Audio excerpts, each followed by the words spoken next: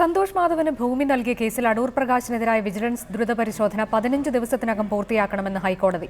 Report പരിഗണിച്ച് vigilance കോടതി ഉചിതമായ തീരുമാനമെടുക്കണം. അതേസമയം സർക്കാരിനെ തെറ്റിദ്ധരിപ്പിച്ചാണ് കമ്പനി മിച്ചഭൂമി സ്വന്തമാക്കിയതെന്ന് റവന്യൂ വകുപ്പ് ഹൈക്കോടതിയെ അറിയിച്ചു.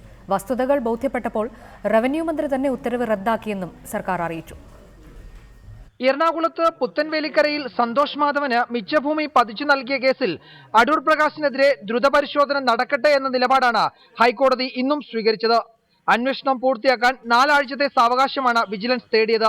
എന്നാൽ 15 ദിവസത്തിനകം റിപ്പോർട്ട് സമർപ്പിക്കാൻ കോടതി വിജിലൻസിന് നിർദ്ദേശം നൽകി.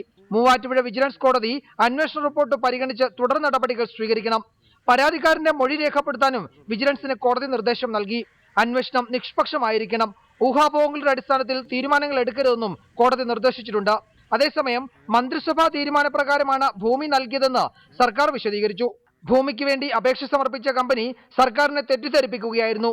2013 ഇക്കാര്യത്തിലുണ്ടായ തീരുമാനം മറച്ചുവെച്ചാണ് കമ്പനി സർക്കാരിലേക്ക് അപേക്ഷ നൽകിയത്. ഇക്കാര്യം ബോധ്യപ്പെട്ടപ്പോൾ റവന്യൂ മന്ത്രി നിർദ്ദേശിച്ചതനുസരിച്ച് ഉത്തരവ് റദ്ദാക്കുകയായിരുന്നു.